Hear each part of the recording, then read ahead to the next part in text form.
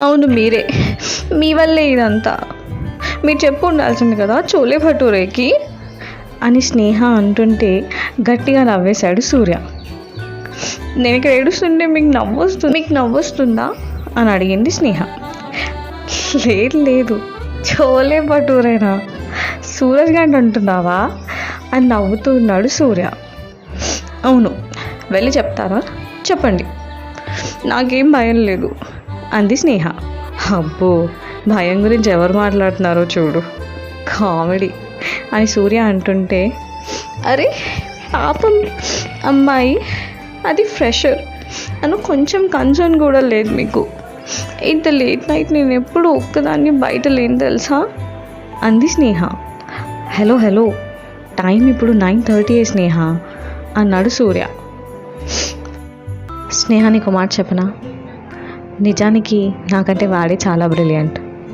వాడి మీద నేను కొంచెం అవుట్ స్పోకెన్ అంతే. అందుకే ఈ పొజిషన్లో ఉన్నాను నేను. ఈరోజు నేను ఒక టీంని రిప్రజెంట్ చేస్తున్నాను అని అంటే దానికి వాడే కారణం. అసలు ఈరోజు వాడు ఒక టాట్ కూడా మిస్ అవ్వలేదు తెలుసా. ఇప్పుడు నేను అడగక వాడు అడగక ప్రాజెక్ట్ స్టేటస్ని ట్రాక్ చేసేది ఎవరు చెప్పు? వర్క్ విషయంలో వాడు చాలా సిన్సియర్. అందుకే నేను ఎప్పుడు వాడి వర్క్ స్టైల్కి అడ్డురాను. వాడు కాస్త ఇంట్రోవర్ట్, కొంచెం షై టైప్స్. ఎలా మాట్లాడాలి ఏంటి అనేది వాడికి సరిగ్గా తెలియదు పాపం. అందుకే వాడినితో అలా అనుంటాడు తప్ప వేరే ఏం ఉండదు స్నేహ అని సూర్య చెప్తుంటే అలా అడ్మైరింగ్గా చూస్తూ ఉండిపోయింది స్నేహ. అవును, నువ్వు ఎందుకు నన్ను ఎప్పుడు సార్ సార్ అని పిలుస్తావు? సూర్య అని పిలవమని చెప్పా కదా అన్నాడు సూర్య. హే, ఇంతకీ నీది ఏ బ్రాంచ్ అరోరా కాలేజ్ అని అడిగాడు సూర్య. చిక్కడపల్లి అని కొంచెం కామ్ డౌన్ అయి చెప్పింది స్నేహ. అవునా, నేను కూడా అదే బ్రాంచ్ అని చెప్పాడు సూర్య. తెలుసు అని బదులిచ్చింది స్నేహ. తెలుసా? ఎలా అని ఆశ్చర్యంగా అడిగాడు సూర్య. 2018 సెప్టెంబర్. ఇంజనీరింగ్ సీట్ కోసం కౌన్సిలింగ్ అటెండ్ అయ్యి మెట్రోలో రిటర్న్ అవుతుంది స్నేహ. మెట్రో డోర్స్ క్లోజ్ అయ్యే టైంలో పర్పుల్ కలర్ షర్ట్లో బ్యాగ్ వేసుకొని ఒక అబ్బాయి లోపలికి ఎంటర్ అయ్యాడు. 5'7" చాలా చార్మింగ్గా అనిపించాడు. తనతో ఉన్న వాళ్ళతో మాట్లాడుతూ ఉన్నాడు. ఆ అబ్బాయి నవ్వుకి చూపు తిప్పుకోవాలి అనిపించలేదు స్నేహకి. అలాగే చూస్తూ ఉండగా జేబీఎస్ పరేడ్ గ్రౌండ్ అన్న అనౌన్స్మెంట్ రాగానే అలర్ట్ అయ్యాడు ఆ అబ్బాయి. అక్కడే దిగిపోతాడా ఏంటి అని స్నేహ చూస్తూ ఉండగా ఎప్పుడు దిగిపోయాడో ఏమో తెలియలేదు, కానీ మళ్ళీ ఆ అబ్బాయి స్నేహ కనిపించలేదు.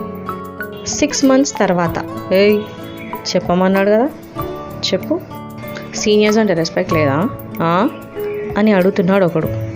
ఎదురుగా ఏడుస్తూ స్నేహ ఇంకా తన ఫ్రెండ్స్.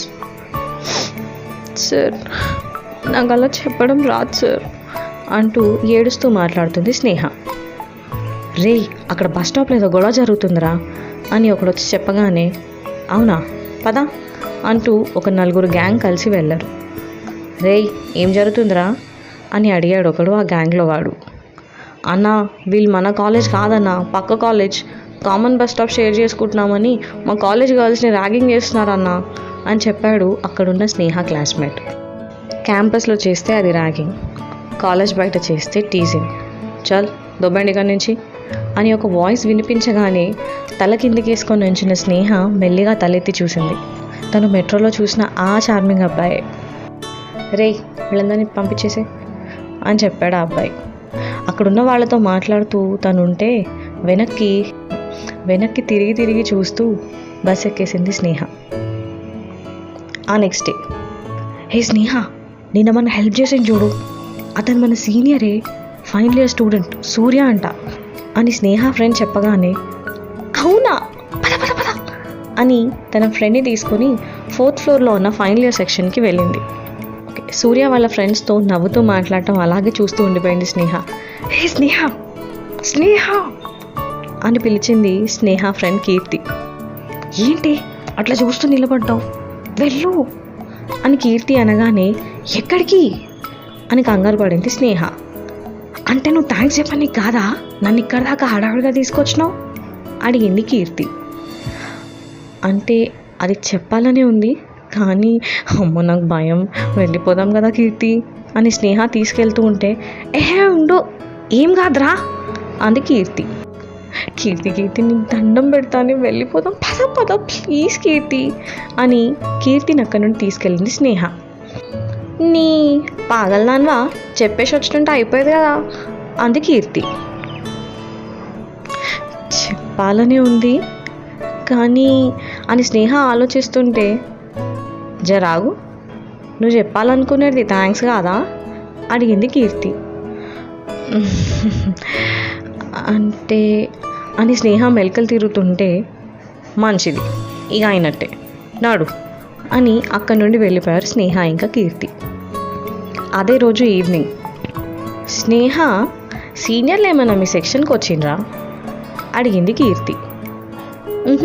లేదే, ఏ అని ఆన్సర్ చేసింది స్నేహ. మా కాడికి వచ్చి రికార్డులు రాసి ఇమ్మని చెప్పిర్లే చెప్పింది కీర్తి. హహ బాగైంది, రాసుకుంటూ కూర్చో అని నవ్వింది స్నేహ. అట్నా ఫస్ట్లో నేను కూడా ఏంది ఇలా రాసిచ్చేది అనుకున్నా, కానీ నా దగ్గర ఉన్న రికార్డ్ చూస్తే జర రాయాలనిపిస్తుంది అది కీర్తి. అవునా, ఏంటో అంత స్పెషల్ ఆ రికార్డులో అడిగింది స్నేహ. ఏంలే, ఆ రికార్డ్ మీద సూర్య అని ఉంది అని అంటూ రికార్డ్ తీసి చూపించింది కీర్తి.